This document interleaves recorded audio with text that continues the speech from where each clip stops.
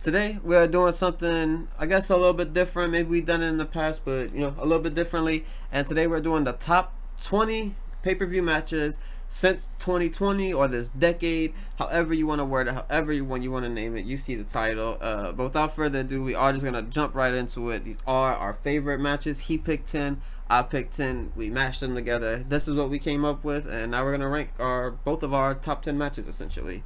Any thoughts before we go in? No, I mean, obviously there's going to be a lot of matches that happen, not only in the companies that we're talking about today, but also outside of the companies. It's just, this is our matches that we've watched multiple times and that we just have some type of connection to them that we like them so much. But yeah, let's get things started. Yeah, some of this might be recency bias, because that's just more on our memory and whatnot, but these are the matches that we chose, and we're starting off with Gunther and Ilya Dragunov. Now this one, obviously, if you've seen it, it's one of the best NXT matches in general. I know you're obviously a massive Gunther fan. I think I would put it in A tier, but what do you think? Yeah, I think there is room for S tier. However, this is kind of like the best of the best for the matches we picked, so I would put it A as well. But yeah, this match is phenomenal. If you haven't watched it already, make sure to watch it. Also watch the NXT UK match. That's another phenomenal one. But obviously this is a big moment for Ilya because this is where he finally won the NXT title off of Gunther. And yeah, kind of got Gunther to propelled into the main roster. Yeah, gave him his first loss on WWE TV. And we're staying on the Gunther train, and that's with Sheamus.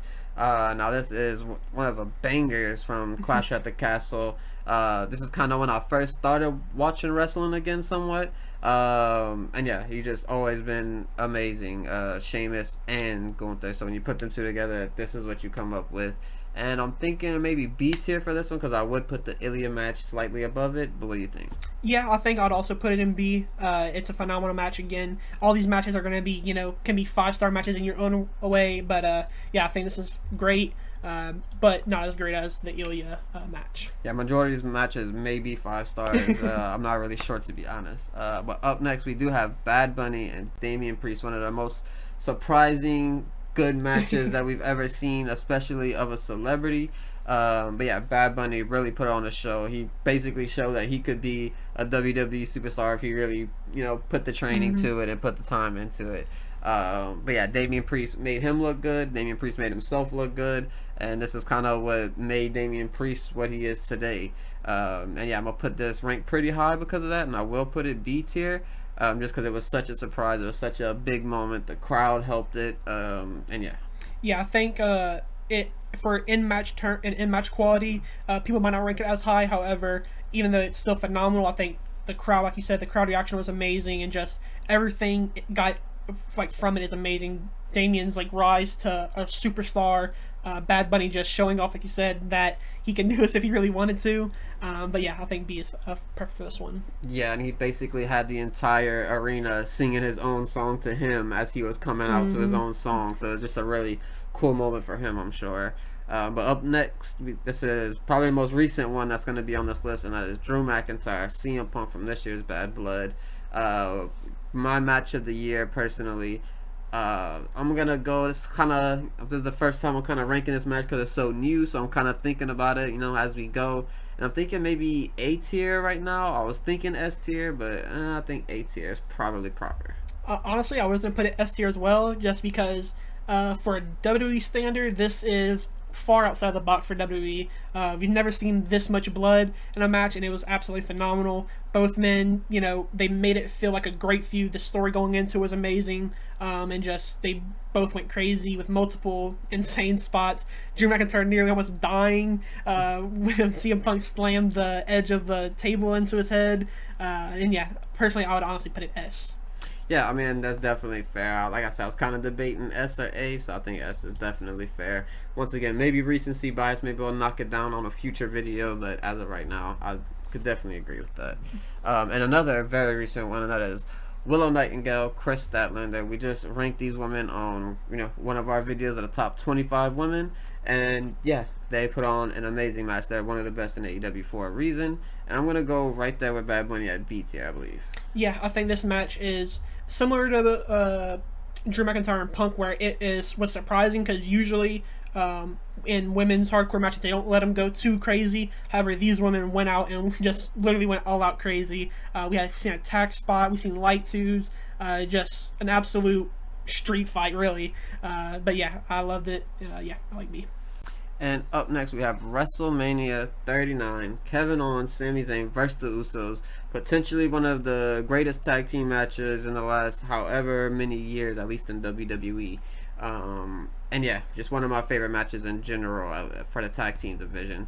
So I'm going to rank this one very high and put it at A tier. Yeah, I agree. A tier is perfect for me as well. Yeah, both teams were absolutely amazing on the night, and the story going into it, where we had to see the relationship, how to rebuild between Kevin and Sami, and it was kind of the ultimate demise of the Usos and the Bloodline in general. It obviously took Roman a lot longer to lose his belt, but yeah, still a phenomenal match. And like you said, one of the best tag team matches of really ever. Yeah. Now this match is one from your list that I haven't seen, but it's FTR versus the Briscoes. So I'll kind of let you do this one. Yeah, I mean, this match is similar to the Drew McIntyre and CM Punk match, where it's an absolute bloodfest. But both teams, I mean, if you know anything about these two teams, they are considered one of the best for great reasons, and this match is a perfect reason why. The double dog collar match really, usually with stipulation matches, they don't add too much to the match. However, this one, it fit perfectly, and it made the match even better. Multiple great spots. For me, I do think this is on par with the Sami and Usos match, so I would put it A, but I can understand a B as well. Yeah, if you want to put it A, then go ahead. I haven't seen the match, so it is what it is. But I do know that FTR is my favorite tag team in AEW, and yeah, the Briscoes are the Briscoes. They're amazing. They're well renowned in indie scene and AEW, Ring of Honor, all of that. So yeah, definitely can see why it'd be such a high rank. And up next, we have another one from this year. And that is the triple threat match from Stand and Deliver. We have Obafemi, Josh Briggs, and Dijak. Just one of the most surprisingly good matches. I think everyone going into it expected it to be, somewhat good at the very least. But they put on an absolute banger. Just the crazy spots, the pain that Dijak put Josh Briggs in when he slams him on the concrete floor. It was just an amazing match in general. Obafemi kind of also became, I would say, a star through this match. This is his first real big match and on a big stage. So yeah, I'm gonna go A tier for this one. Yeah, this match is phenomenal. One of the best triple threats matches we've seen. And Dijak, again, one of those guys where he works as a big guy, he works well with big guys just as well. And yeah, this is a great match. Like you said, pretty just like a sneaky great match. And I agree. I can. What you said? You said B or A?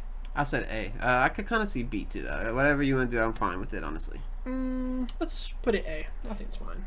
Yeah, that's fair. And up next, one of the best matches of this year, once again, and that is Swerve versus Hangman Adam Page. One of the most craziest, not even necessarily bloodiest matches. There really wasn't blood too much at all, really. Not a whole lot at the very least. But we seen, Swerve get slammed on a brick. We seen Swerve get the needle through his cheek. We seen the chair shot. We seen the barbed wire. We seen the first substance of a toolbox being shown in the cage. And yeah, just a very crazy match in general. And yeah, definitely gonna go S tier. Yeah, I agree. This is another S tier for me as well. I feel like W seen what AEW did in their match, and they wanted to kind of do something a little bit similar to it, so they went all out. But yeah, this match, and again, storyline helped it a lot. One of the best storylines in AEW of the year as well. And up next, we have potentially two of the best in the world, in Ospreay and Bryan Danielson. Now, I know these are two of your favorites.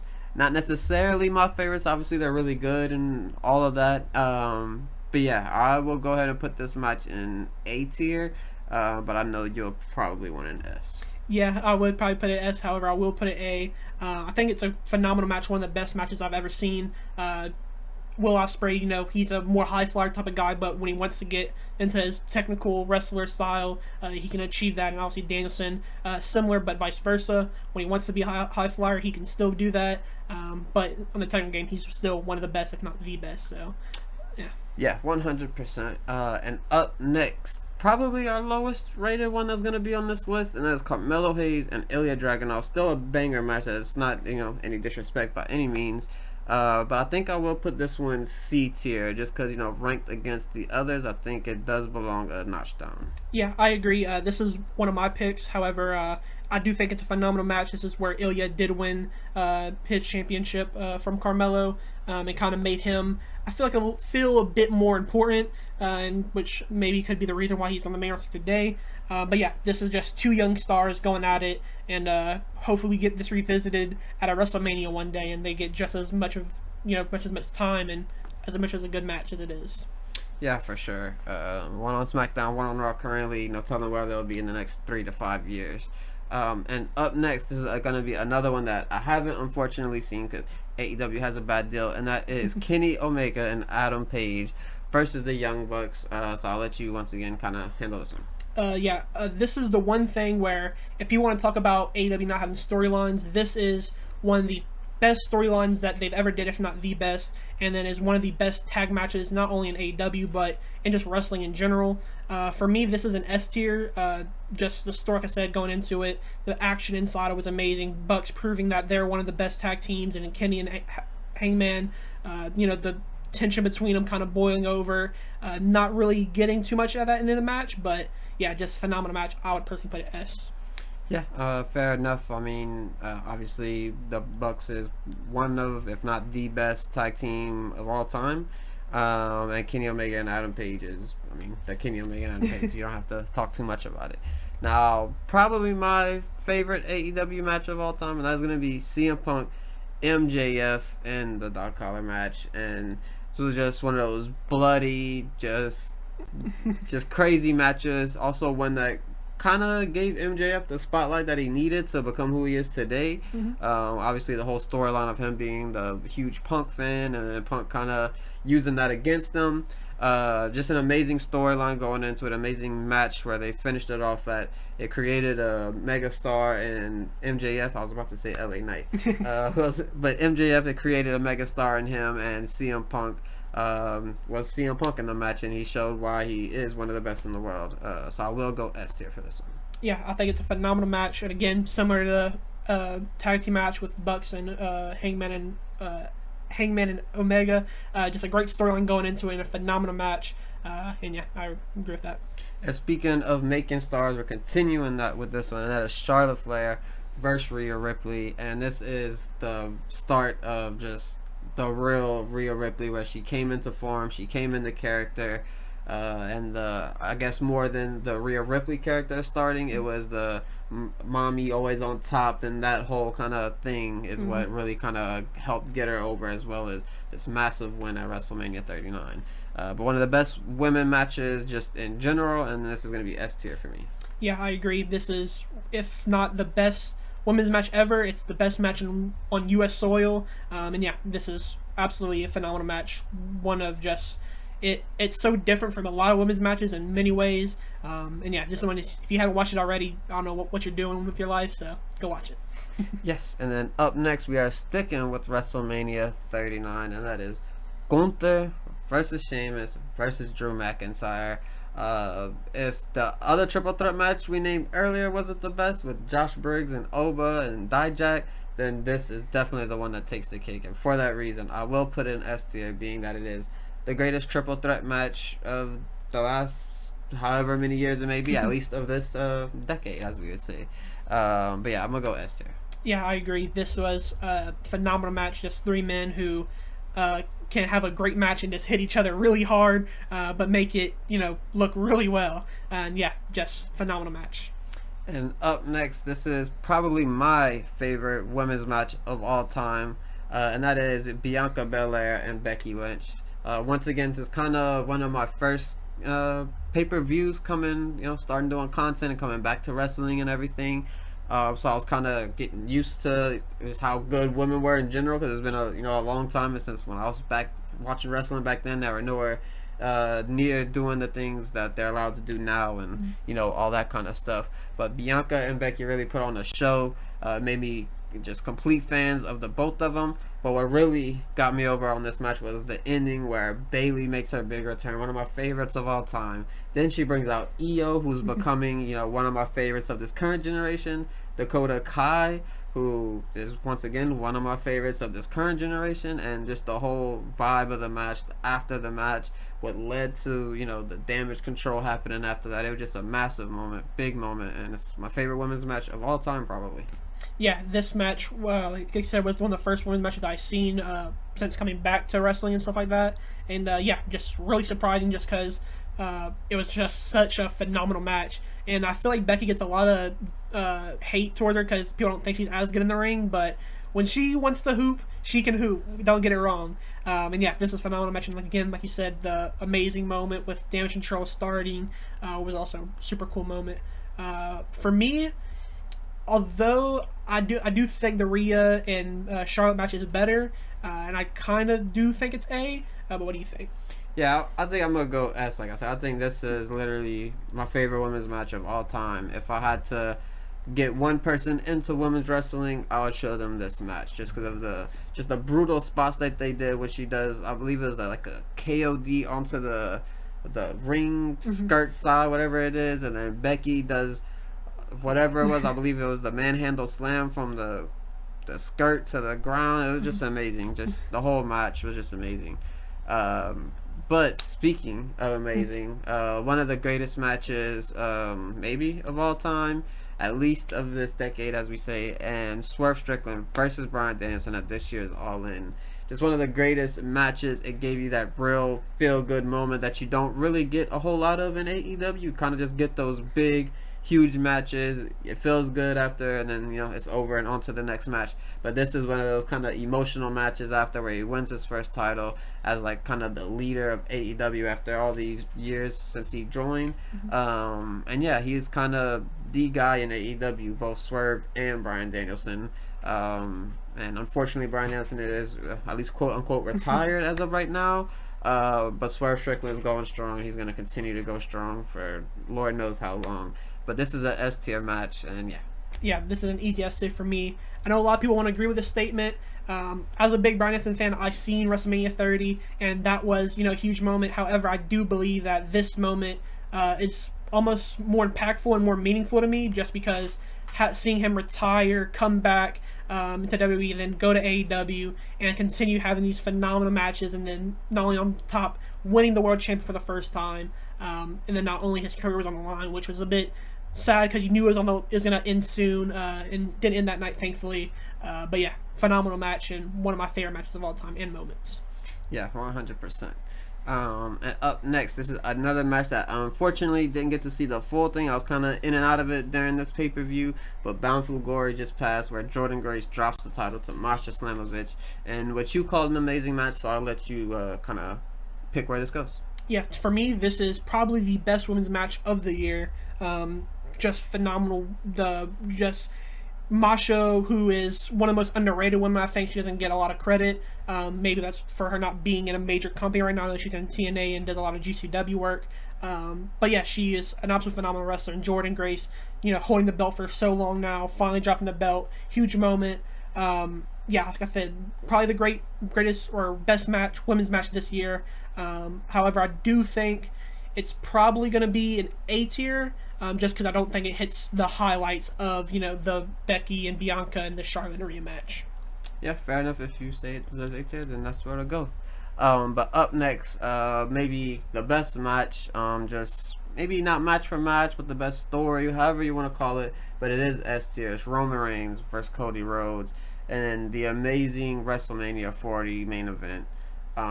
Everyone knows what this is. Everyone's seen, the big moment that happened, all the returns and all the whatever you want to call it. It was just an amazing match in general, and if the Bryan Danielson moments aren't my favorite, this is absolutely my favorite, just because I've never been so emotionally invested for Cody and just wanting someone to win the match so bad. And after the WrestleMania 39 incident where, Cody doesn't win, you kind of got really upset, and it's like, what are we doing over here? And for a year-long build-up, you finally get the big moment of Cody winning.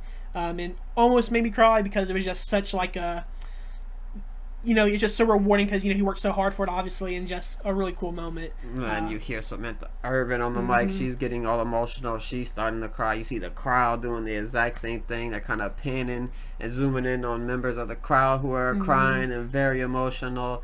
All the people come to the ring who are kind of a part of Cody's story. It was just a crazy moment, an amazing moment, and one that probably will never be able to be replicated ever again. This is kind of like a one-off thing that you'll never be able to replicate. But I guess speaking of not being able to replicate, I guess this next match is another one of those. Now I have seen the match, but I don't remember all the details because I don't really watch these matches just very often. But that is Will Ospreay, Kenny Omega. What do you think? Yeah, this was another one of my picks. I picked the Wrestle Kingdom match in particular because that was what made me a Will Ospreay fan and made me believe that this guy is going to be the next Kenny Omega. He's going to be the next best thing in professional wrestling, and they just went all out here. I just remember watching this because it's the first Wrestle Kingdom I watched, and it was just so crazy because the crowd, who is usually silent, and they kind of react to this, the big moves, they were just loud the entire match basically. Some of the spots were insane. The brain buster on the turnbuckle, Kenny doing a coup de grace through a table onto Will Ospreay's chest. Just an absolute phenomenal match. It is probably in my top 3 matches of all time, so I have to kind of by forfeit put it in this. Yeah, I mean, that's definitely fair. Kenny Omega is my favorite, AEW wrestler, probably. He's one of the best wrestlers in general. Would love to see some more of his work, but they have a bad deal. So, this is our list. 20 of the best pay-per-view matches since 2020 of this decade. Let us know what you think, if you would change anything major. From maybe you like Carmelo Ilya, maybe that's your S tier, or maybe you didn't like Roman and Cody for whatever reason. But yeah, let us know what you think. These are our favorite matches, and we're gonna continue with this countdown all the way to 5. We'll catch you guys for our Crown Jewel reactions coming up in the next few days. Peace.